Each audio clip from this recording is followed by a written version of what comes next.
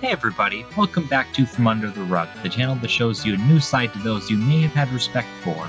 Today we're taking a look at a duo of brothers who ran a gaming studio by the name of Digital Homicide a few years ago. They have resurfaced a few days ago after a few years of inactivity due to them suing the YouTuber Jim Sterling, along with 100 other users on Steam. This is a bit complicated at parts, so let's explain what happened in the past first to catch everyone up. In late 2014, Jim Sterling made a video about one of their games called The Slaughtering Grounds. It was very negative and was well liked by all the people who watched it, all except for Robert and James Romine, who made the game. They made a video as a response which complained about his complaints in text form. Jim then made a video that was also a response to that response, therefore complaining about complaints to complaining. They then made a YouTube copyright strike against him, and after more back and forth, eventually ended with an interview between Jim and one of the brothers. They then decided to take him to court where they lost the case. So let's go over some of the events in a little bit more detail. Jim was critical of the game for being very badly made, which most people looking at it can easily agree to it. They just could not take the criticism to heart and continued making more games at a rate unrivaled by pretty much everyone. Well, made isn't exactly the word to describe their process the best, as many of the models and images that were used in the games were just bought from other people to put in the game so they would have to do less work. This isn't an inherently bad thing if you're not very good at making games and you need assistance, but the sheer amount of times they do it is very concerning. That, and they would publish games under new names for their company that was not Digital Homicide. This was found out to be the case as sales both on and off Steam had deals where you could get many of their games in one bundle, which doesn't really happen if they come from real different companies. The actual court case is quite a lot to go through, and I won't go over all of it, but their main argument is that Jim cost them sales by making fun of them, and he would need to pay them over $10 million in damages. I'm not actually sure how these numbers add up to 10 million now that I look at it. You'd think that they would at least look over it. They also tried to claim that he was linking them to criminals from Home Alone as a joke, possibly for their part where he was supposed to pay them for emotional damage. If you can't tell just based on those, their case was very unsuccessful and did not win the money they had hoped for. For about 3 years, they had not been up to very much on the internet, mainly as they are no longer on Steam to sell games. But now let's get on to the new stuff. Robert Romine has started a new website called Digital Homicide Uncensored, saying almost everyone will enjoy on the main part of it. They link to a YouTube channel that as of now has not uploaded in about 2 years, there's Facebook and Twitter accounts. In this, he also has a blog section that details what has been going on, with dubious amounts of truth to the matter. The first post is just saying that he's back and has uploaded some of the games that were available on Steam before, and some mobile games that have been uploaded as well. After that, though, it gets more interesting. He goes on to say that people have been misinformed, and they tend to go towards narratives that they think are true to begin with. While this statement in itself isn't really that incorrect, this specific case is one where it's very clear that they are being the ones that are the bad ones, through their shady business practices, buying support or assets for their games, lying, and inability to take criticism in a normal way. The post afterwards details what happened according to him about the case they made against Jim. Their main point was that he had defamed them by claiming they took an image for their game without permission, when it was really bought from someone else's work, just like the vast majority of their games.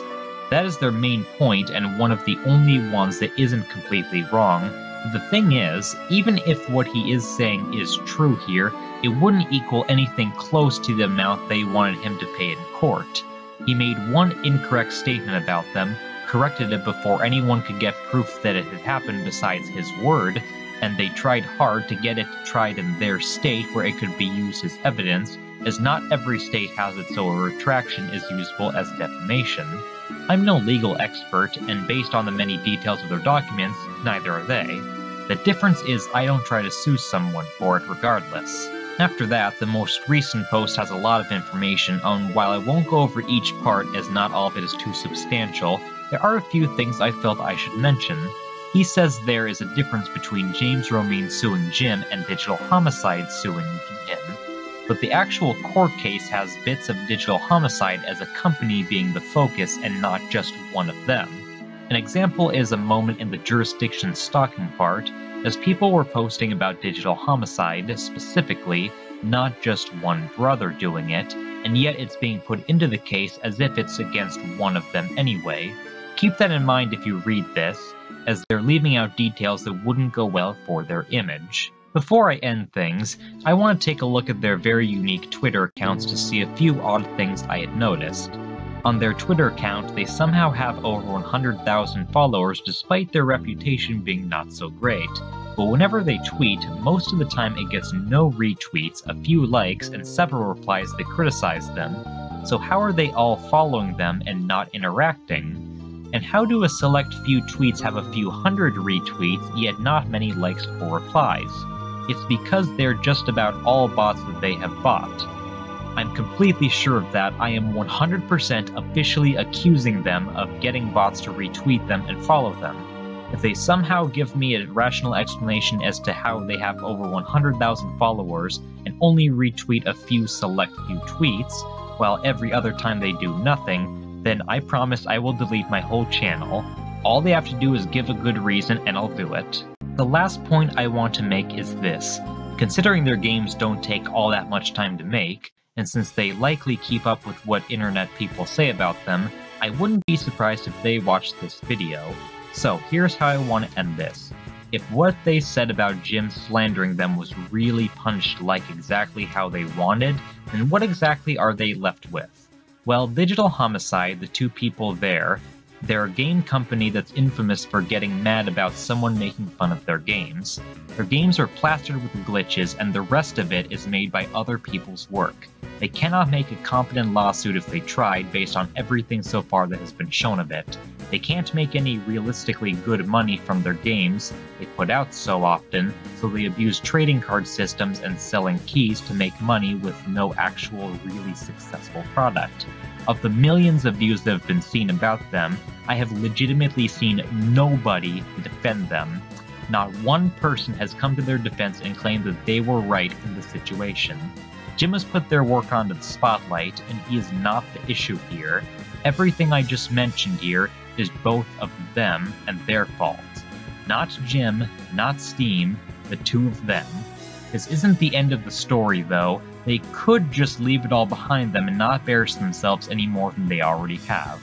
Now, as to whether or not they will, I'm not really sure, honestly. I predict that they're just going to keep going on with their blog posts and not make much more substantial games, but I could be wrong. They might be able to salvage something from this. The sources for this video are Robert's new website for the new information, Jim's videos for the basic information about the court case, and the video about the court case by Nonsensicole. I recommend that people take a look at these videos. They're very funny and informative about the situation. If you have anything more about this topic that you'd like me to discuss, or a different topic, please let me know in the comments section below, and thank you for watching.